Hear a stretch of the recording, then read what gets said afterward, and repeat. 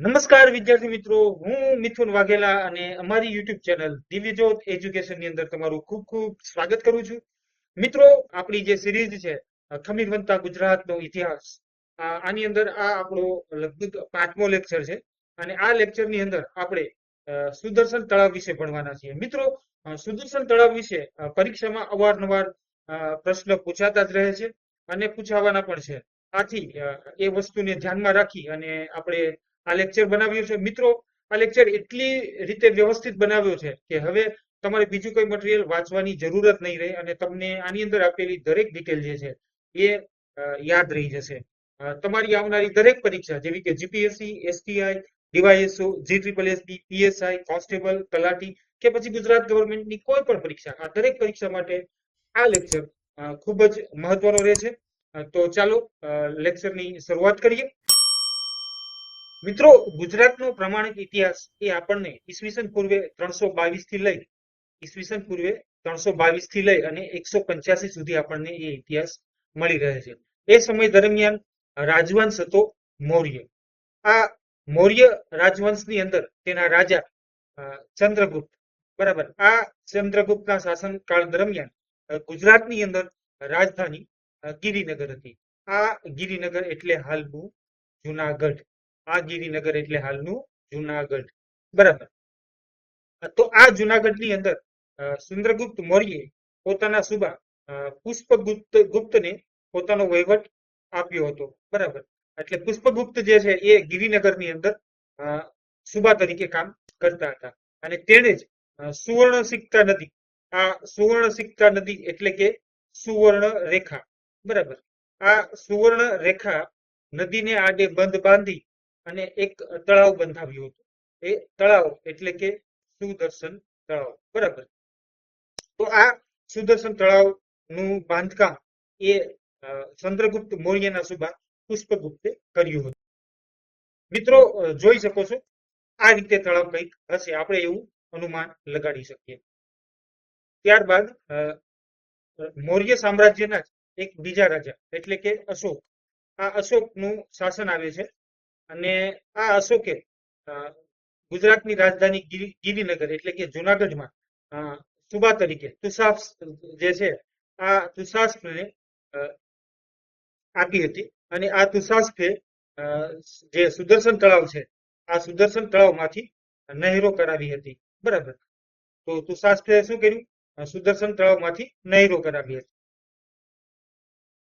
અહીં તમે જોઈ શકો છો આ આપણું ગિરનાર છે અને આ ગિરનારની અંદર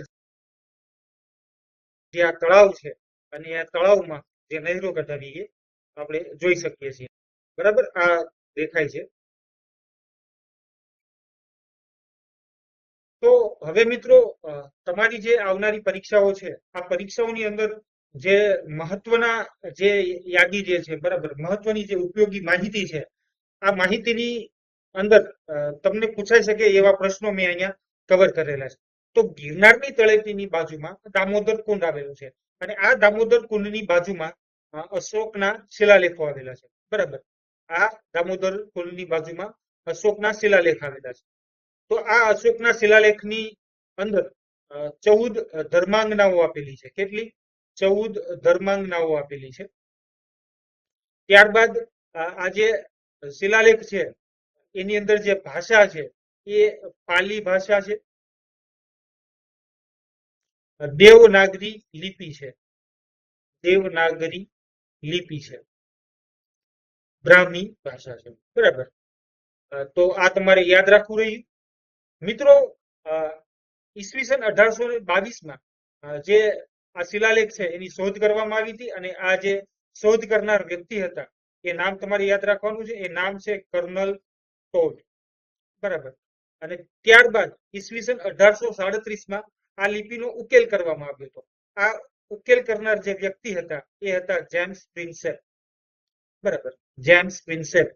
આ જેમ્સ પ્રિન્સેપ દ્વારા આ લિપિનો ઉકેલ કરવામાં આવ્યો હતો 1837ની અંદર. ત્યારબાદ એમાં જે સુધારો સૂચવનાર જે વ્યક્તિ હતા એ હતા ભગવાનલાલ ઇન્દ્રજી. બરાબર, ભગવાનલાલ ઇન્દ્રજી. તો આ ત્રણ નામો આ 3 નામો તમારે મિત્રો યાદ રાખવા રહ્યા. બરાબર, પરીક્ષામાં ખૂબ જ પૂછાય છે.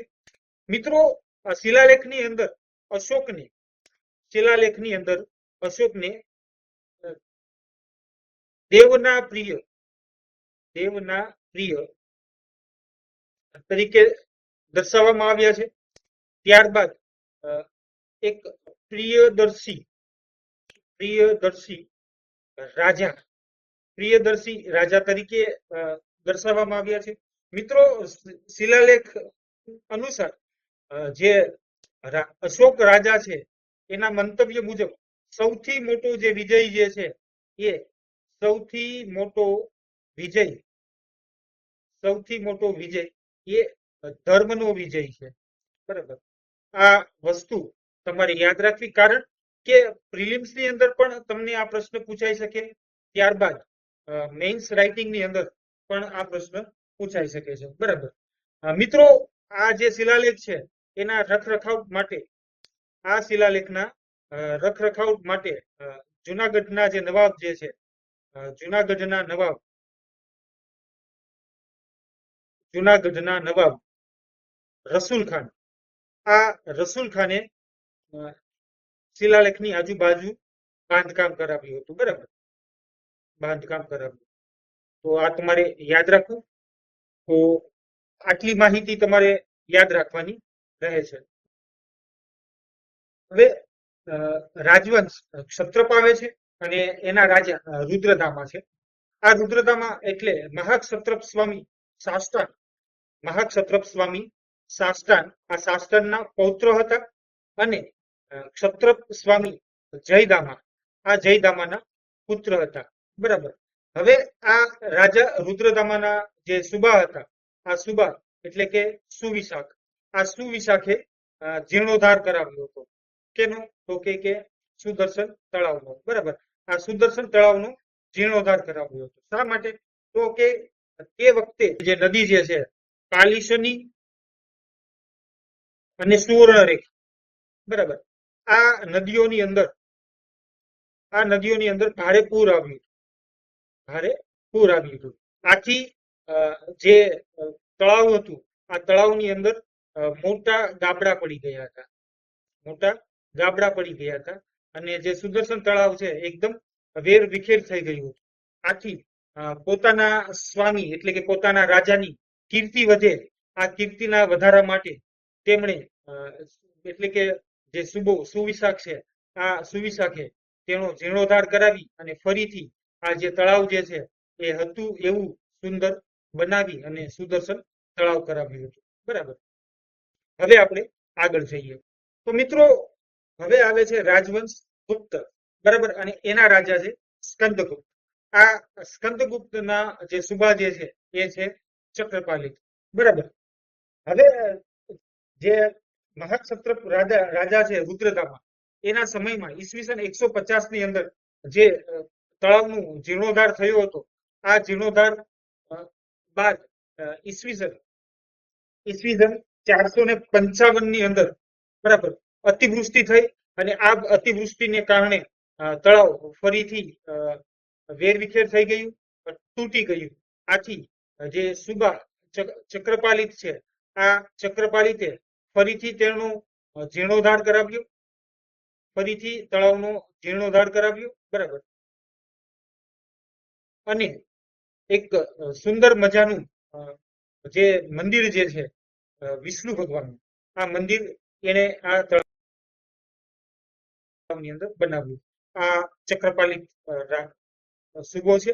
બરાબર, તેણે એવો વિચાર કર્યો કે મારા રાજાની નામના વધે એ માટે એને ફરીથી એકદમ સુંદર મજાનું તળાવ બંધાવ્યું. બરાબર, જુઓ,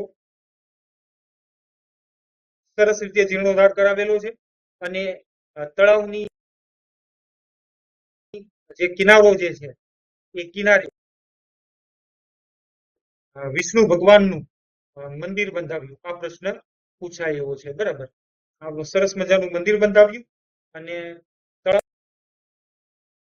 તળાવને પહેલા જેવું સુંદર દેખાય એવું બનાવ્યું.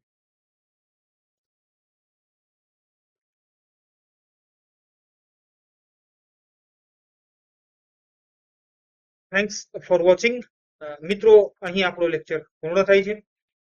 મિત્રો, આ લેક્ચર તમને કેવો લાગ્યો એની માહિતી અમને કોમેન્ટની અંદર જરૂર આપજો મિત્રો. સાથોસાથ મિત્રો એ કહેવાનું કે અમારી આ ચેનલ ડીવી જોત એજ્યુકેશનને લાઈક કરો, શેર કરો અને સબસ્ક્રાઇબ જરૂરથી કરો. તો મળીએ નેક્સ્ટ લેક્ચરની અંદર. ત્યાં સુધી રજા લઉં છું.